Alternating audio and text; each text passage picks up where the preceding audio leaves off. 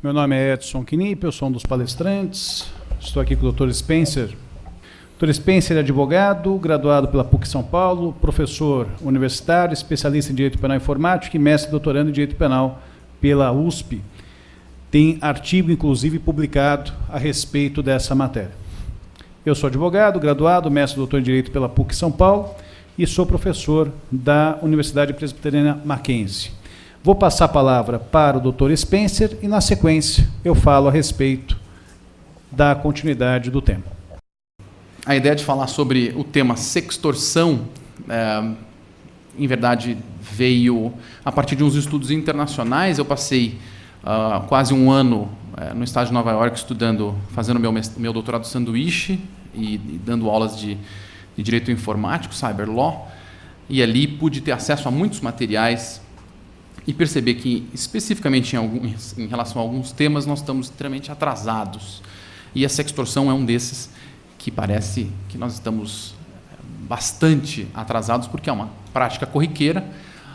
No escritório de advocacia, é uma prática cada vez mais corriqueira. Ontem mesmo tivemos um caso de sextorção em sentido amplo, e é importante que vocês conheçam, porque vai compor a realidade de casos dos escritórios de vocês num futuro muito próximo. Então,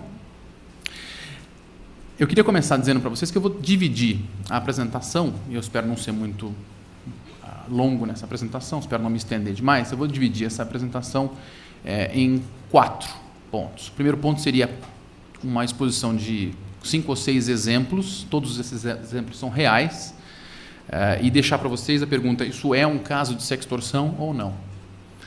Em segundo plano, num segundo momento, eu vou explicar o que é a sextorção. Ou seja, primeiro eu vou deixar para vocês a reflexão sobre o que seriam esses casos no ordenamento jurídico penal brasileiro. Depois eu vou dar uma definição, vou mostrar para vocês que existe recentemente uma subdivisão desse tema, recentemente porque de dezembro de 2015, e ao final vou mostrar como o ordenamento jurídico brasileiro enfrenta questões a esse respeito. Bom, então para isso eu vou apresentar alguns casos. Eu coloquei 2, 4, 5, 6, na verdade temos vários casos, são 6 categorias de casos para vocês pensarem. O primeiro caso é o seguinte, bastante simples, bastante comum, bastante acadêmico. É o caso de um chefe administrativo que tem uma secretária e informa a secretária que, se ela não mantiver uma relação sexual oral com ele no final do expediente, então ela perderá o emprego dela. Isso se repete por mais de uma semana e ele insistentemente informa que ou há a performance do ato sexual oral após o expediente, ou ela não continua trabalhando na empresa. Primeira pergunta: isto é ou não é sextorção? Segunda situação: uma estagiária com carteira da ordem, 5º ano de faculdade, vai despachar com um magistrado, e o magistrado informa que, para que ela obtenha a antecipação de tutela no caso específico, ela vai ter que manter uma relação sexual com ele após o expediente. E aí eu abro um parênteses bastante claro. Não é raro no escritório de advocacia que, conhecendo a lógica dos despachos magistrais, busca estagiários com atribuições estéticas, físicas, para conseguir despachos favoráveis. Eu não estou acusando ninguém específico, eu só me lembro claramente, quando era estagiário, quando os advogados diziam: precisamos de uma estagiária com pernas bonitas para despachar com um específico juiz. Então, nesse caso concreto, o magistrado informa que a tutela de urgência será concedida caso a estagiária então ceda a uma troca de favor sexual. Segunda pergunta: isso é ou não é um caso de sextorção? Terceiro caso, mais comum do que parece, apesar do que existe nos dois sentidos. O aluno ou a aluna chegam para o professor ou para a professora informando que precisam de meio ponto para passar. E o professor ou a professora respondem que esse meio ponto não pode ser dado, ele tem que ser merecido. E a forma de conceder o meio ponto é através de alguma gentileza sexual, de uma fotografia, de um toque, de um ato libidinoso em qualquer circunstância. Sextorção ou não? Quarto caso. Um cidadão entra numa sala de bate-papo, usa o Tinder, Omegle, Chatroulette, usa algum artifício de bate-papo, seja qual for, Snapchat, e consegue, a partir deste mecanismo de conversa, de troca de informação, de comunicação, consegue convencer uma pessoa do mesmo sexo ou do sexo oposto a manter uma relação sexual virtual. E aí utiliza, por exemplo, o que é o mais comum, o Skype para isso. As pessoas abrem o Skype, ambas, e há uma exibição sexual mútua, uma troca de palavras de conteúdo sexual, e a pessoa, uma dessas pessoas não está sabendo, mas a outra está capturando todas as imagens e, portanto, está filmando a própria tela, está capturando toda a mídia construída a partir desta conversa de cunho sexual virtual. A partir dessa conversa, essa pessoa que capturou as imagens, entra em contato com a pessoa que se expôs e informa que, caso não pague uma determinada quantia de dinheiro, então terá a sua imagem desnuda exposta nas redes sociais, exposta nos grupos de WhatsApp. E para que isso não aconteça, duas possibilidades. A primeira, ela então vai ter que pagar uma quantidade de dinheiro, e a segunda, ela vai ter que manter uma relação sexual com esse cidadão, com essa cidadã. Sextorção, sim ou não? Abro parênteses. Essa história é verdadeira.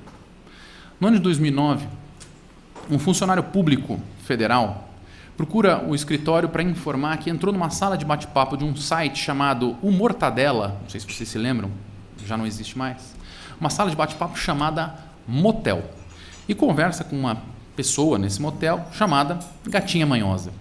Não sei se é isso o nome, não interessa. Gatinha Manhosa é legal. E conversando com a Gatinha Manhosa, ele vai adquirindo a confiança da Gatinha Manhosa, até que em um dado momento eles abrem a câmera, e quando ele vê a Gatinha Manhosa, ele percebe que a Gatinha Manhosa não tem 16 ou 17 anos, como ela disse que tinha. Ele pergunta: quantos anos você tem? Ela insiste 16 ou 17. Ele não gosta muito do que vê, não confia muito na situação, fecha a câmera, fala: vamos conversar pelo telefone? Aí ela diz: vamos, ela dá o telefone de casa, ele liga pelo celular, conversa, e ele chega à conclusão que a menina não tem 16 ou 17 anos. Ela tem 11 anos. Ele fala: desculpa, eu não sabia que você tinha 11, você falou que tinha 17 anos, então tchau, foi um prazer te conhecer, desliga. No final desse dia, a mãe dessa criança liga para ele, informando que capturou as imagens e sabe que ele conversou, ele tinha 25 ou 26 anos, conversou com uma menina de 11 anos e pediu para que ela tirasse a roupa, e pediu mesmo. Ela só mostrou os seios, mas ela começa a dizer que se ele não pagasse uma determinada quantia de dinheiro, então ela informaria as autoridades. Ele não vai pagar, ela vai informar as autoridades, e o caso vai chegar no escritório. Então, só além da ilustração, estou contando um caso prático, porque isso não é uma coisa muito distante da gente, tá? Fecho parênteses.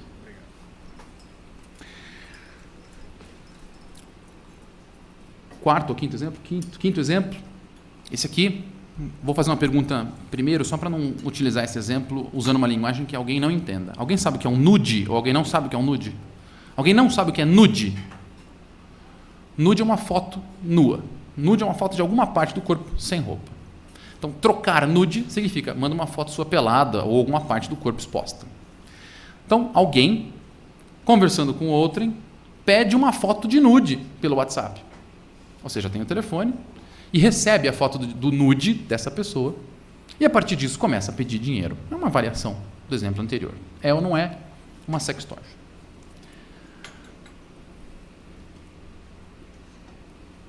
Penúltimo exemplo, e esse aqui eu vou, na sequência do exemplo genérico, contar o caso de ontem, da consultoria de ontem. Então, uma pessoa com conhecimento informático consegue hackear o serviço de STAAS, Storage as a Service, armazenamento na nuvem. consegue hackear a nuvem em que alguém armazena fotos. E ali consegue uma foto dessa pessoa nua. E a partir do hackeamento, da intrusão informática no sistema da nuvem desta pessoa, esse cidadão começa a chantagear essa pessoa que, se ela não mantiver uma relação sexual ou não ceder determinada quantia de dinheiro, ele vai então divulgar esta imagem obtida ilegalmente através de um hackeamento. Sextortion, sextorção ou não. Exemplo verdadeiro de ontem, uma estudante de psicologia que tem um ex-namorado, e esse ex-namorado, inconformado com o fato de ela ter um novo namorado, pega uma foto dos seios dela, que ele obteve porque conhecia a senha da nuvem dela, pega essa foto e dispara para todos os familiares dela. O objetivo dele, ele quer voltar com ela. Fecha parênteses, nossa, que boa ideia, né? Ou você volta comigo à força, ou eu... Nossa, que bom. Ou eu sou vitimizado pela exposição, ou eu sou vitimizado por voltar com o cara. Que louco, psicopata, paranoico. E aí? Nós falamos aí sobre assédio sexual, que não é sextortion. Nós falamos sobre extorsão, que não é sextortion. Nós falamos sobre intrusão informática, que provavelmente não vai ser sextortion, porque na nuvem. Dependendo do país que essa nuvem tiver, não vai ser sextortion. Afinal, o que é sextortion? O que é sextorção? Posso usar a palavra sextorção, professor? Por que você usa tanto sextortion? Bom, primeiro porque não existe a palavra sextorção na nossa linguagem. Isso é um neologismo que, obviamente, é a fusão da palavra sexo, com extortion ou extorsão, que é extorsão mesmo. Então, nada mais é do que a fusão das palavras sexo com extorsão. Posso usar? Pode, como você quiser. A gente está transformando uma palavra internacional numa palavra brasileira. Não vejo motivo para que a gente não possa fazer isso.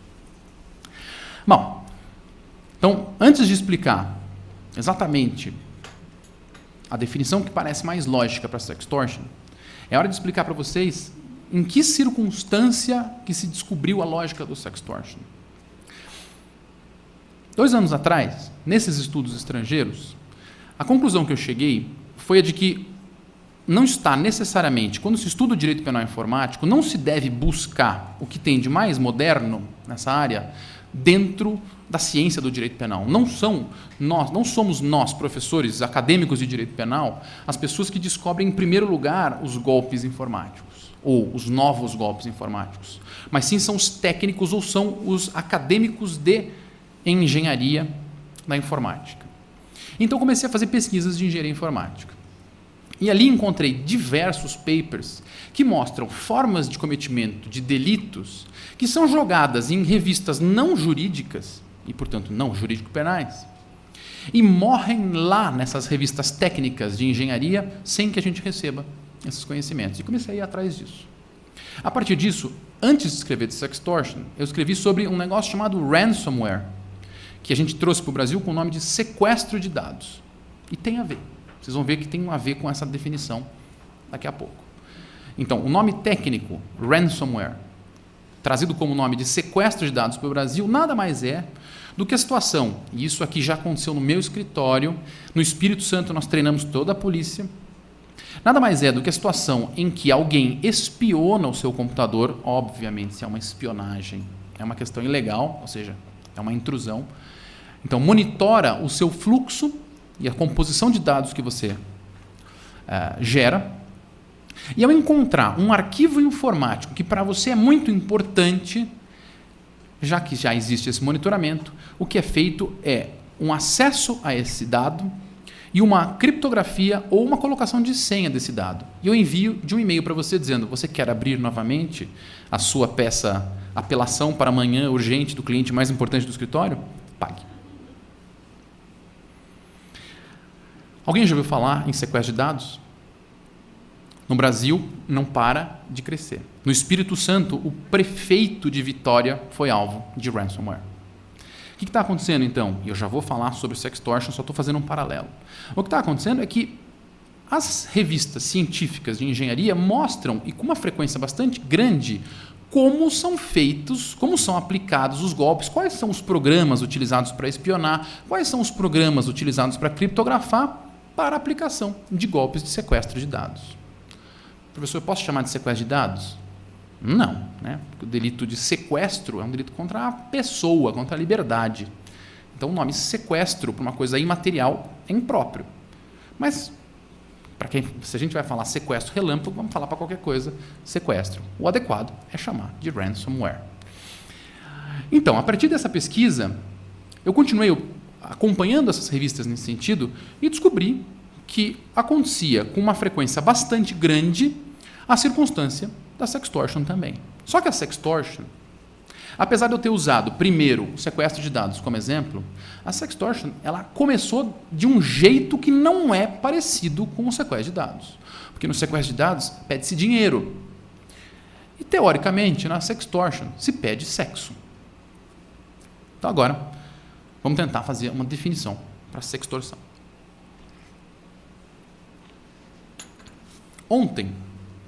Até ontem, eu tinha uma forma de fazer a primeira apresentação desse trabalho, mas essa forma mudou ontem. Porque eu li um relatório de dezembro de 2015 da Trend, que é uma empresa que faz antivírus, e essas empresas fazem muitos relatórios sobre golpes. E essa empresa, esse relatório longo, mostra que a sextorção deixou de ser aquilo que eu achava que era e publiquei no artigo da Revista dos Tribunais. Então, por isso, sextortion hoje tem duas definições. A primeira definição, que eu vou chamar de sextortion propriamente dita, ou se você preferir, em estrito senso, e uma segunda chamada sextortion impropriamente dita, ou em sentido amplo, lato sensu. Você vai perceber que uma delas tem equivalente no ordenamento jurídico brasileiro. Vocês até já responderam aí alguns de vocês.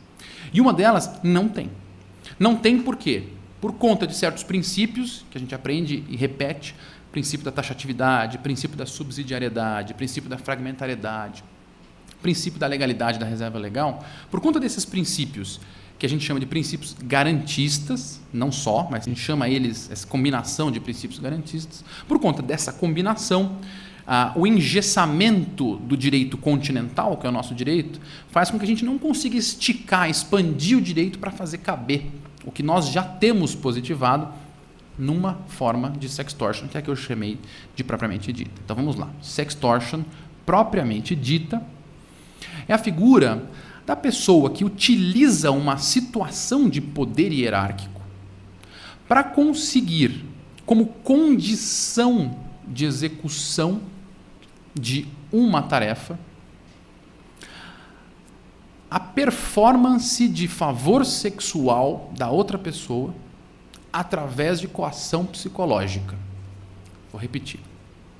A sextorção, em sentido estrito, é a situação em que alguém que tem alguma forma de poder sobre outro busca aquilo que o direito chama de qui pro quo, busca um favor em troca de outro. Então, alguém que tem algum poder busca um favor em troca de outro.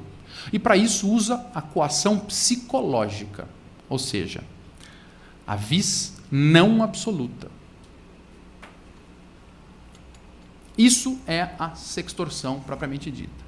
É o uso de algum poder que eu tenho para conseguir sexo ou alguma coisa relacionada com sexo, que pode ser nude, pode ser um ato libidinoso, um toque, uma encoxada, masturbação, um sexo oral, qualquer forma de sexo, sem o uso da tal violência real.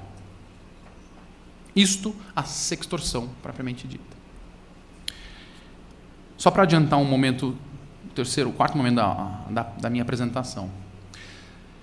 Se eu sou o seu chefe e digo, vou te mandar embora se você não mantiver relação sexual comigo, o que é isso hoje?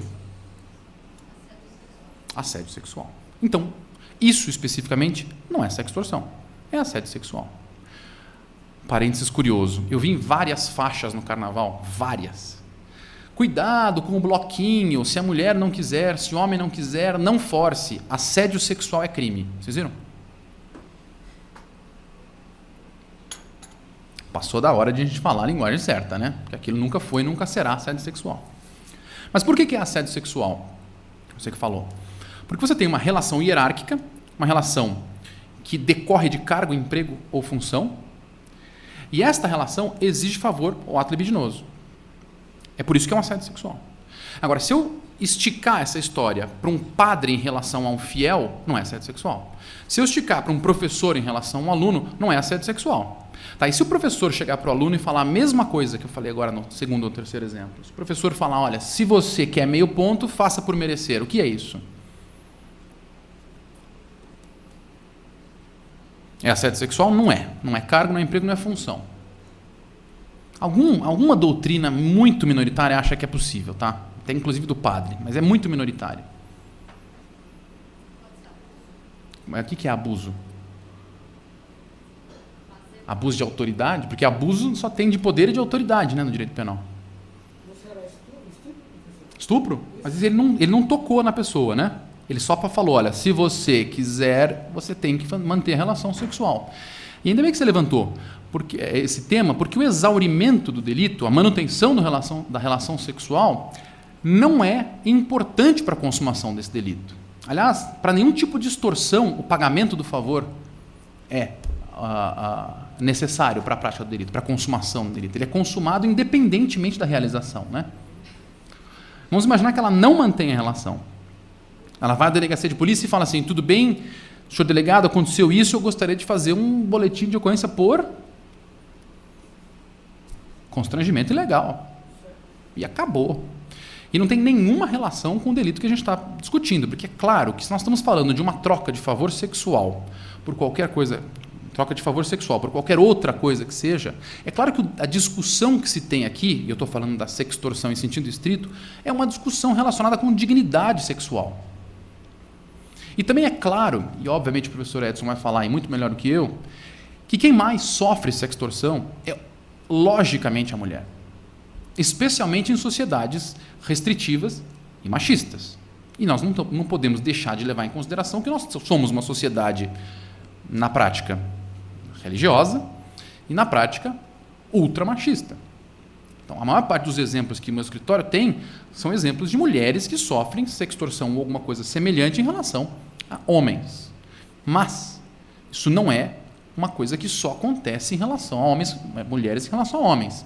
Homens em relação a homens, homens em relação a mulheres. A mulher pode falar, você vai manter uma relação sexual, senão eu não defiro sua tutela antecipada. Não podemos esquecer disso também. Então, a primeira definição é uma definição altamente técnica e focada na questão sexual. A segunda, que eu chamei de sextorção em sentido amplo, só surge na minha concepção desde ontem, quando eu li o relatório da Trend Micro. Depois, se vocês quiserem, eu tenho esse relatório.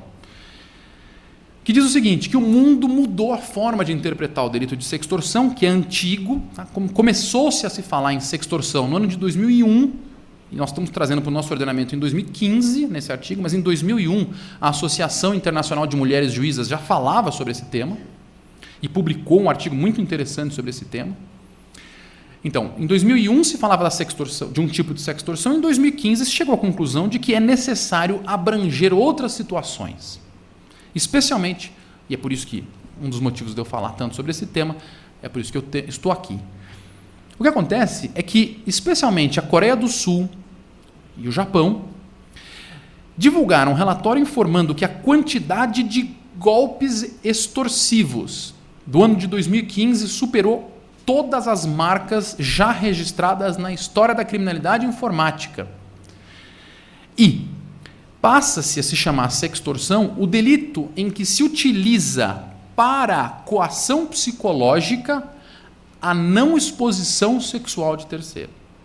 Ou seja, passa-se a se chamar sextorção em sentido amplo a situação em que alguém, tendo uma vantagem, que eu vou chamar aqui de um poder situacional, utiliza esse poder para exigir dinheiro. Então, ainda que sextorção seja, em tese, um delito em que se troca um favor por sexo e se compele a pessoa a fazer esse sexo, o sexo não é voluntário, a sextorção em sentido amplo diz que, Se eu tenho uma foto do seu nude, se eu tenho uma foto daquela moça, que eu esqueci o nome daquele vídeo que rodou lá da... Não, daquela moça que foi encontrada num hotel de Minas Gerais com o melhor amigo do marido. Todo mundo sabe, não? Eu finjo que eu não sei, mas eu recebi 10 vezes esse vídeo. É só para mostrar que as pessoas conhecem muito bem o que é sextorção. Já que todos vocês conhecem a Fabiola, manicure, sem querer, pelo amor de Deus, ofender a pessoa, mas mais pelo fato jurídico que se trata, existem situações em que eu obtenho uma foto sua, um filme seu, de modo legal ou ilegal, você deixou o celular comigo, eu mando para mim, mesmo aquela foto sua naquela pose sexy, ou você mandou para alguém, esse alguém mandou para o grupo de WhatsApp, isso se divulgou, eu tenho interesse em ganhar algum dinheiro. Ou você colocou num site pornográfico uma foto sua e borrou a cara, eu faço uma engenharia reversa e desborro a sua cara, normal. Ou eu fico na porta de um clube de swing e fotografo você entrando, depois tudo isso que eu quero mostrar para você são situações em que eu passo a ter uma vantagem para te, aspas, porque isso não existe no direito penal, chantagear você, que a gente chama de extorquir. Então, toda vez que a forma de extorsão é através de uma particularidade de orientação sexual, de estética sexual ou de performance sexual, toda vez que eu digo eu vou macular a sua imagem se você não me pagar, isto passa a ser considerado, desde dezembro de 2015, sextorção em sentido amplo, que na verdade nada mais é, e aí eu já avanço um pouquinho, do que uma extorsão praticada através de um ardil erótico, ou erotizado, pornográfico, seja lá como você queira. Estou falando isso para vocês porque nesse relatório o que se percebe é que a pessoa faz assim, ela finge ser, por exemplo, uma menina, um homem finge ser uma mulher, uma menina, seja como for, entra num bate-papo especializado,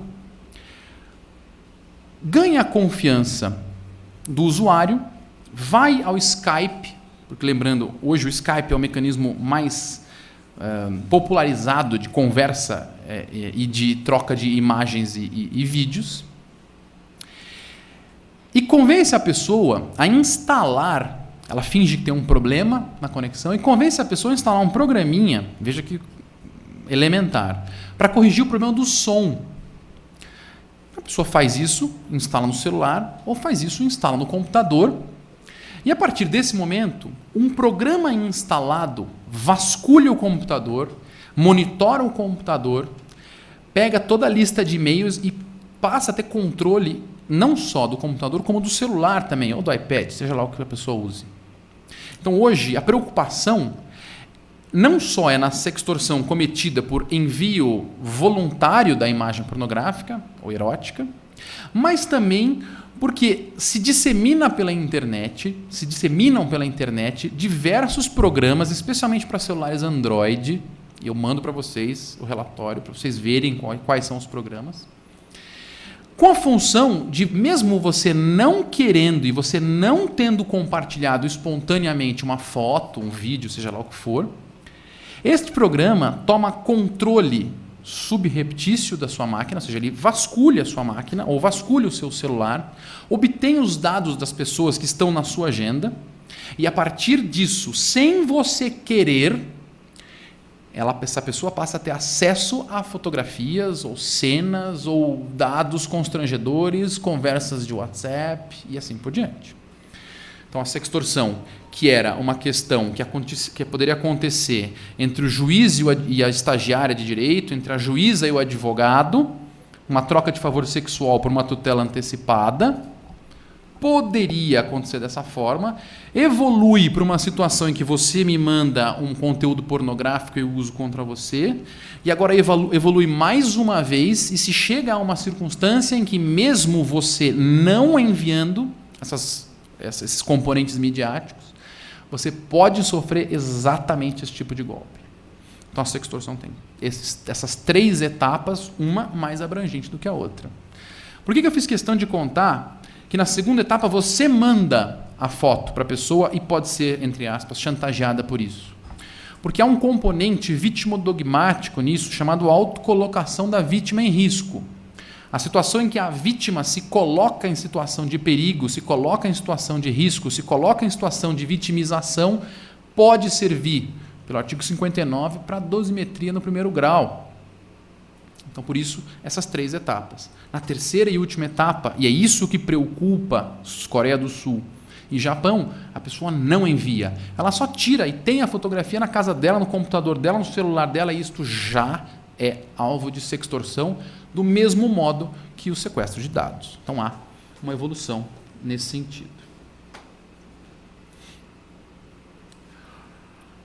Bom, para finalizar a exposição, e aí, toda vez que se fala sobre crimes informáticos, é importante que se perceba o quanto todos nós estamos expostos. E antes de entrar especificamente nessa parte final do ordenamento brasileiro, só quero fazer uma pergunta bem genérica. Alguém aqui ficou um pouquinho mais preocupado a partir de hoje? Alguém aqui ficou um pouquinho mais preocupado com a segunda fase da sextorção? Ou já mandou alguma coisa para alguém em algum momento, nem que seja uma mensagem?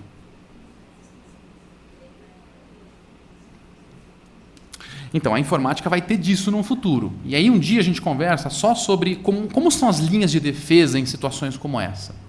Mas isso é para uma outra conversa e para um outro momento. O importante é que a gente entenda que a evolução da informática em países que estão mais acostumados com smartphone, com Skype e assim por diante, ela chega num ponto em que nós vamos assumir esse ponto em pouco tempo e nós vamos chegar nessa mesma fotografia sociológica.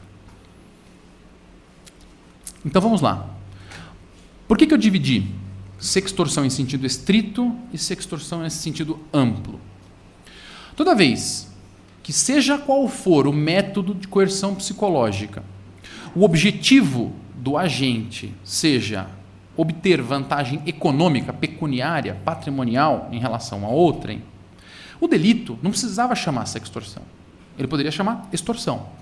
Então, o fato de alguém tentar, utilizando de um mecanismo de coação, obter vantagem patrimonial sobre outrem, isso naturalmente se trata do delito de extorsão.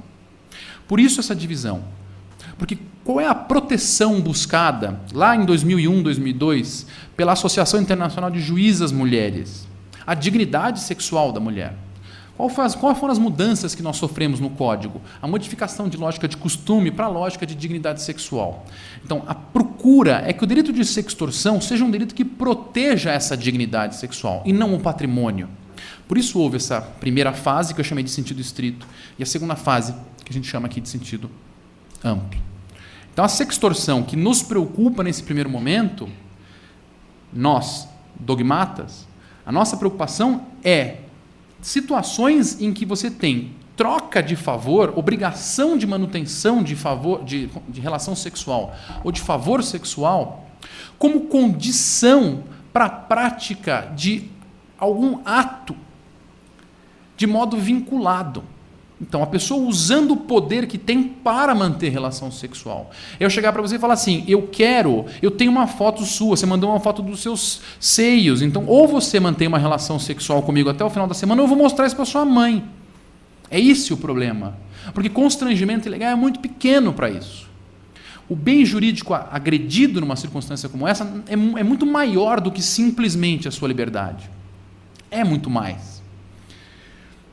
E nós não temos tipo penal específico para isso. Então, a sextorção em sentido estrito é o que preocupa o dogmata hoje. Porque é uma situação possível, é uma situação provável. Quando eu falava do professor que precisava de meio ponto, eu via sussurros. Quando eu falava da estagiária de pernas, eu ouvia sussurros. Então, são situações reais da nossa vida que não tem nenhuma proteção penal hoje.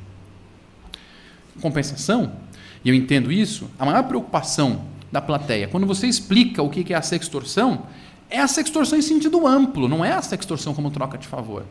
Porque vamos lembrar que, pensando em produção de prova, é extremamente complicado você demonstrar que aquela pessoa não queria manter a relação sexual.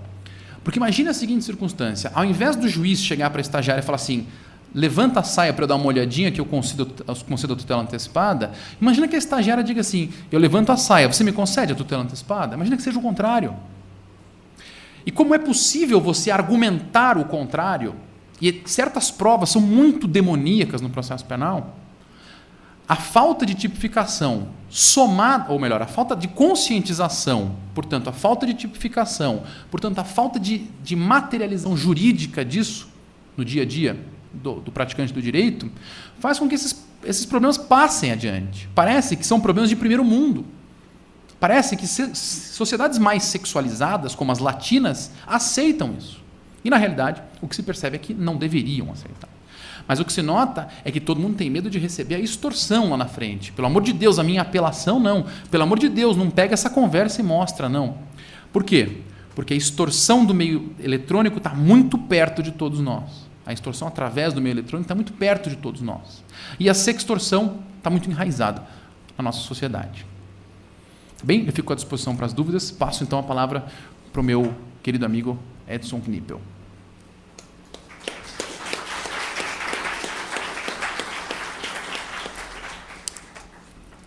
Bom, como foi dito pelo Dr. Spencer, nós não temos aqui, em relação ao tema da sextorção, a questão de uma necessidade de que a vítima seja mulher. Não existe essa necessidade.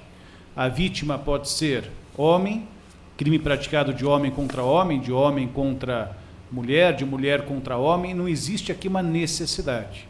Mas, pelos próprios exemplos que foram passados pelo Dr. Spencer, os exemplos que foram catalogados sempre mostravam a vítima como figura feminina. O exemplo da estagiária, o exemplo da aluna, o exemplo da usuária de internet, o exemplo da secretária. Nós vivemos aqui no Brasil, é importante se dizer isso, é importante se falar de forma clara. No Brasil tem muita questão de esconder determinadas questões. O Brasil é um país no qual existe machismo, existe discriminação, existe preconceito. Isso é enraizado na nossa cultura. É só você imaginar, por exemplo, a questão racial. Nós temos muito mais tempo de escravatura do que tempo sem escravatura. Nós temos muito mais tempo de um poder central, ditatorial, do que democracia. Nós temos muito mais tempo de opressão do que de liberdade. Natural que exista discriminação, preconceito e esse machismo enraizado na sociedade brasileira. É interessante que isso seja assumido, é interessante que isso seja, de fato, que haja consciência dessa natureza, mas é necessário lutar contra isso.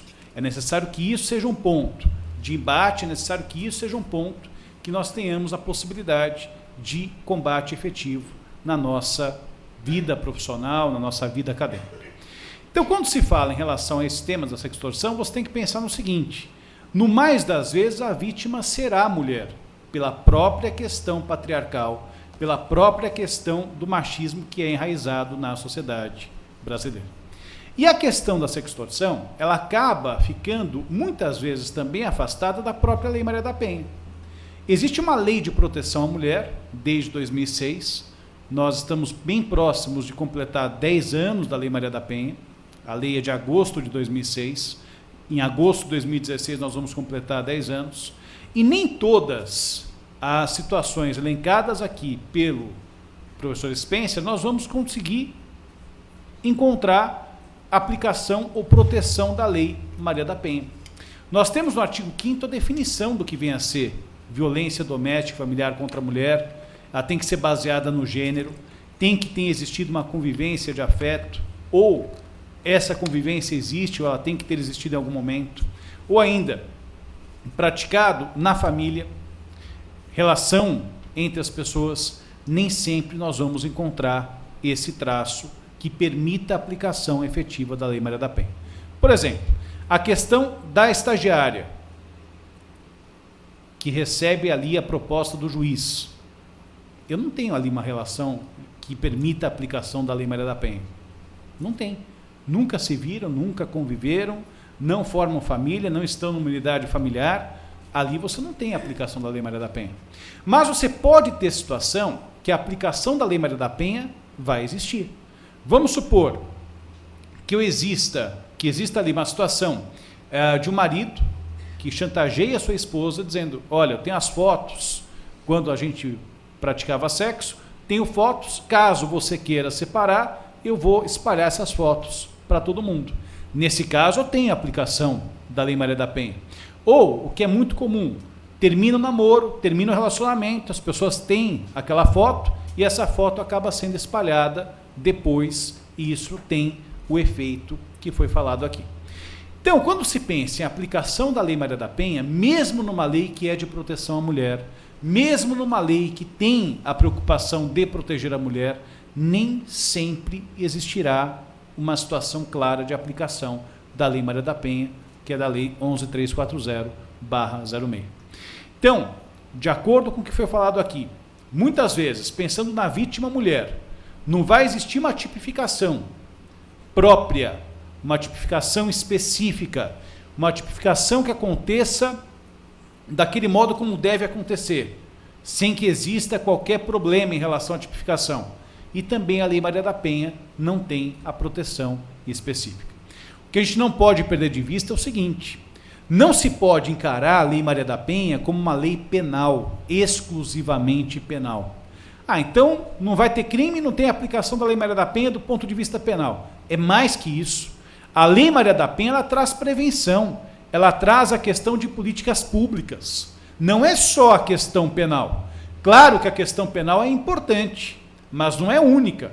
Ao meu ver, embora eu seja um defensor da Lei Maria da Penha, embora a minha linha de pesquisa, tanto no mestrado como no doutorado, tenha sido a questão da violência doméstica e familiar contra a mulher, o ponto principal, ao meu ver, da Lei Maria da Penha é a questão da prevenção. É uma lei que tem que ser preventiva. Eu tenho que ter políticas públicas que permitam que se, no plano concreto, alcance a igualdade material entre homens e mulheres. Direito penal deve ser utilizado? Deve ser utilizado com o mesmo comedimento de sempre. Uma visão garantista da aplicação do direito penal. Eu tenho outros instrumentos que são muito mais importantes, são muito mais eficazes na Lei Maria da Penha do que o próprio direito penal, que é convencionado. Então, nesse caso da sextorção, eu não vou ter tipificação adequada muitas vezes, não vou ter uma tipificação clara a respeito disso, né? E também eu fico sem a proteção da Lei Maria da Penha. E numa sociedade machista, numa sociedade patriarcal, é absolutamente natural que a mulher seja vítima dessas condutas. Posso pensar eventualmente numa proteção, uma tutela de outra ordem que não a penal, mas a mulher, como vítima dessas questões, como vítima dessas condutas, ela também poderia ter uma proteção penal do ponto de vista de igualdade de direitos, igualdade material, que se coloque num pé de igualdade com o homem. Nesses 10 anos de Lei Maria da Penha, nós tivemos uma transformação social enorme causada pela aplicação da lei. Lei extremamente conhecida pela sociedade brasileira. Nós temos uma lei que, de acordo com as últimas pesquisas de 2015, 2014, ela é conhecida por 99% da população. Quase todo mundo já ouviu pelo menos falar na Lei Maria da Penha. Então existe uma transformação social causada. Hoje a mulher, de certa forma, se sente mais protegida, ela se sente mais amparada. O que falta muitas vezes é a questão de estrutura do poder público para oferecer mecanismo para que essa mulher procure os seus direitos. Mas ela sabe que tem direitos. Bom, primeiro, ela tem direitos, ela passa a ser sujeito de direitos, ela tem conhecimento disso e se sente mais encorajada em trabalhar com essa questão da preservação da tutela dos seus direitos e garantias enquanto ser humano. A questão da dignidade sexual, ela passa por essa questão, e a Lei Maria da Penha traz como forma de violência doméstica e familiar contra a mulher a questão sexual, a questão patrimonial, a questão moral. Nós temos aqui uma preocupação também psicológica. Na sextorção própria, você tem ali um viés psicológico que é importante, então tudo isso acaba sendo trazido a essa questão. Ponto que é importante destacar: a ausência, muitas vezes, de proteção especial. A ausência, muitas vezes, de proteção que deve ser destinada para alguém que está numa situação vulnerável. E muitas vezes a pessoa não tem o que fazer. Lembrando que a violência doméstica e familiar contra a mulher, ela tem uma dificuldade de ruptura muito grande. Existe, do ponto de vista prático, uma situação na qual a mulher não consegue romper o ciclo violento.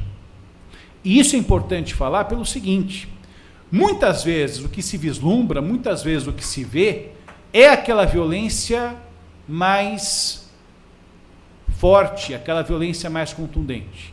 Fulano de tal foi morta, fulano de tal foi espancada, fulano de tal teve que ir para o hospital cheia de hematoma.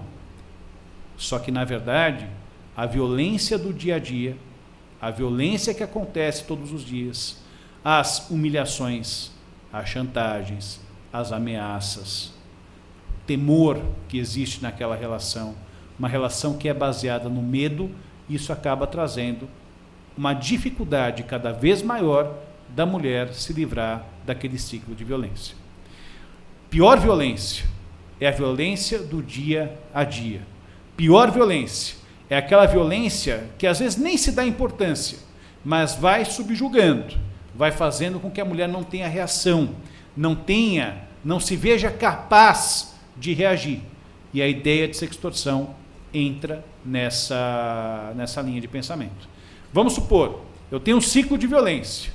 Se de repente a mulher quer separar, o homem tem um vídeo, por exemplo, comprometedor, com cena de sexo.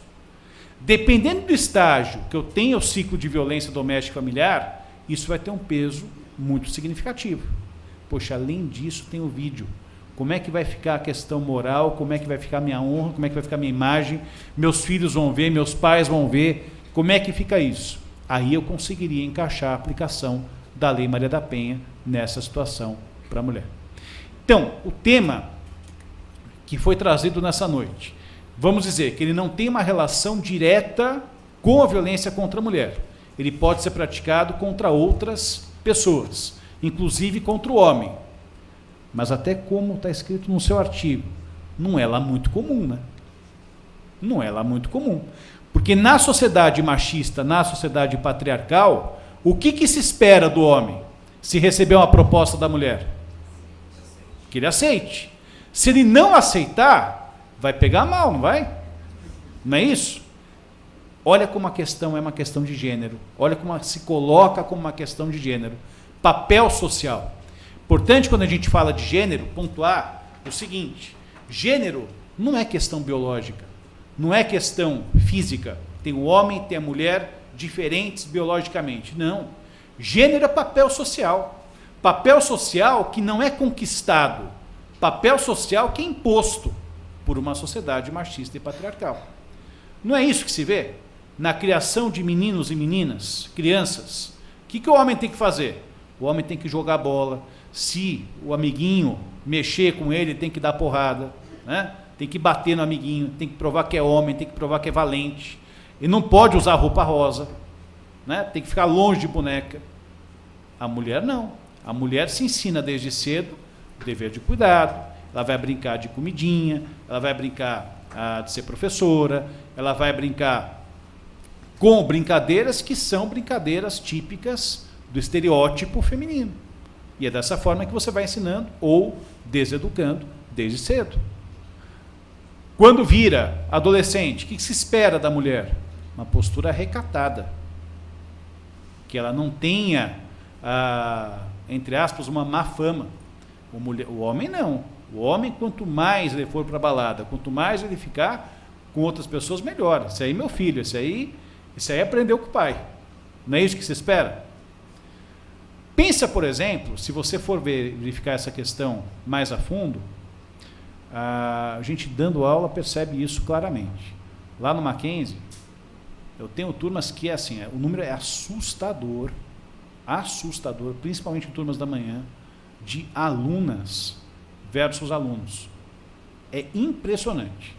Impressionante. Me formei em 98, lá em 98 você já tinha uma aproximação. Minha sala foi uma das primeiras da PUC de manhã que o número de mulheres ultrapassava de homens. E isso era algo que as pessoas falavam, nossa, tem mais mulher que homem. Tinha uma mais, tinha duas mais, tinha três mais, era quase empatado. Não era algo assombroso.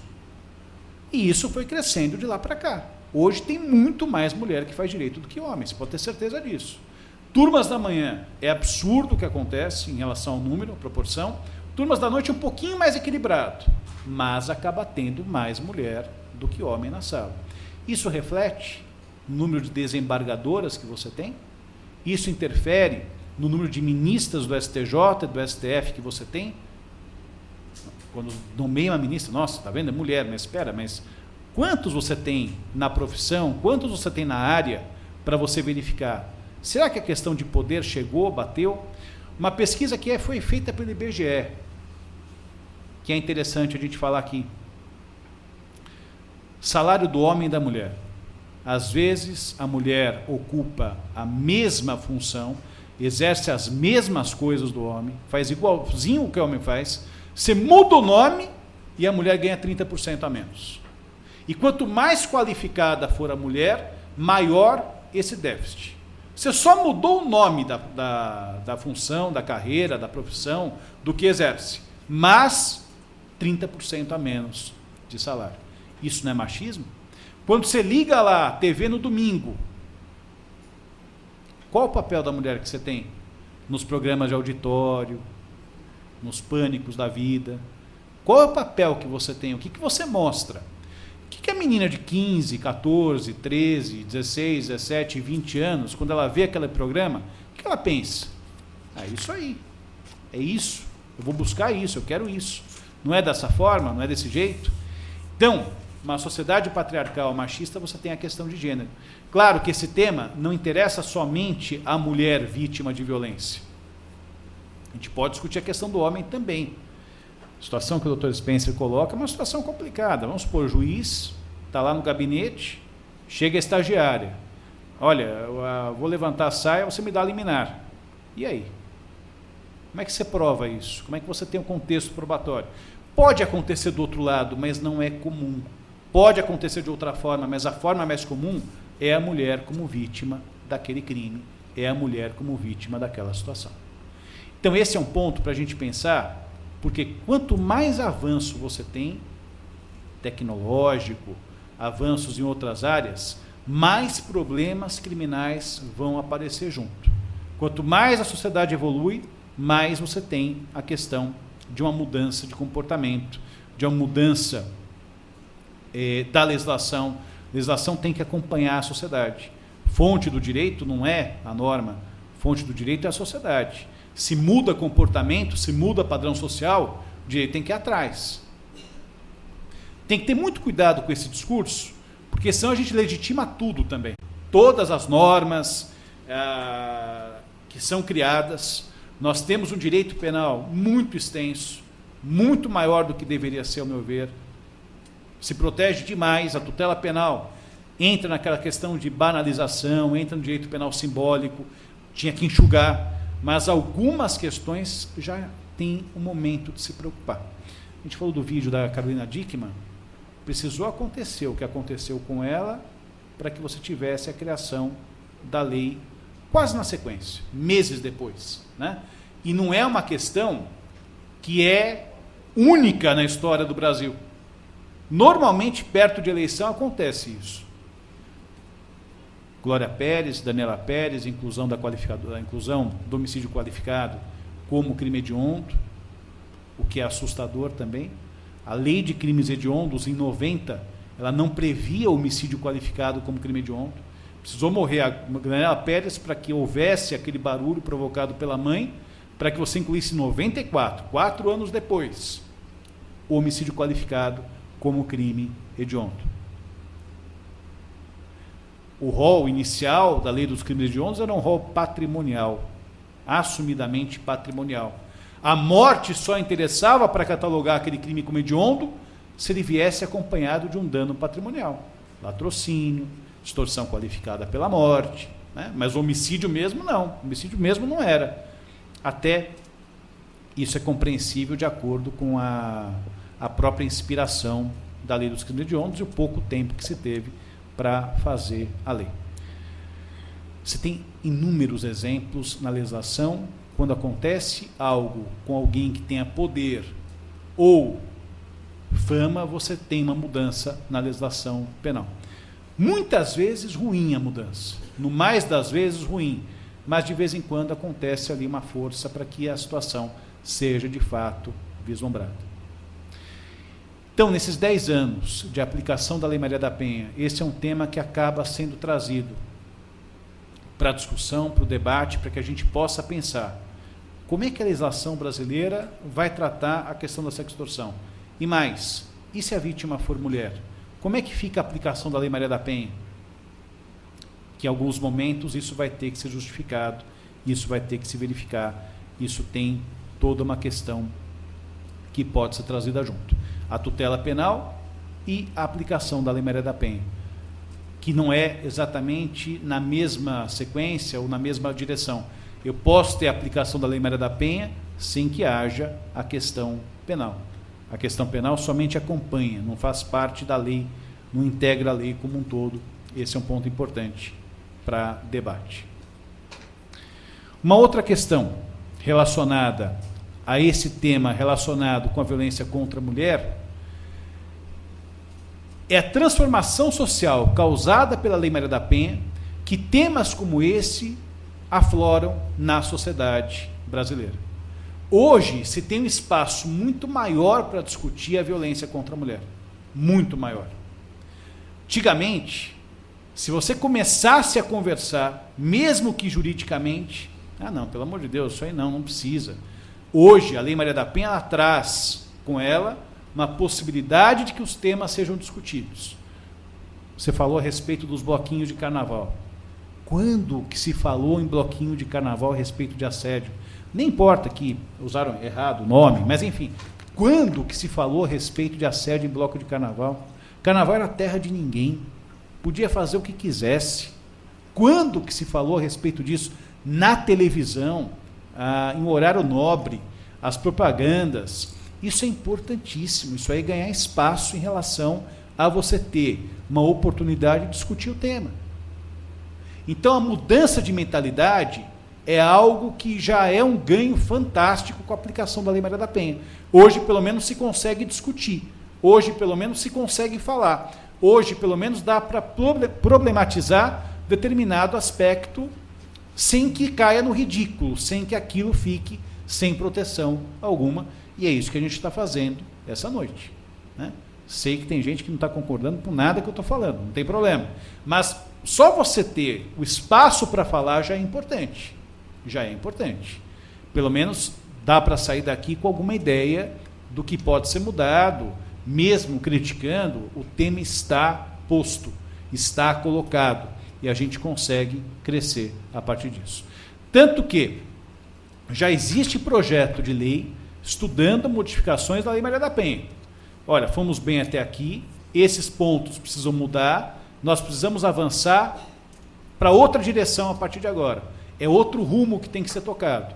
E talvez esse tema da sextorção, uma vez que a vítima, mulher, é preferencial em relação a esse tipo de conduta, talvez seja algo interessante para se colocar a partir de agora.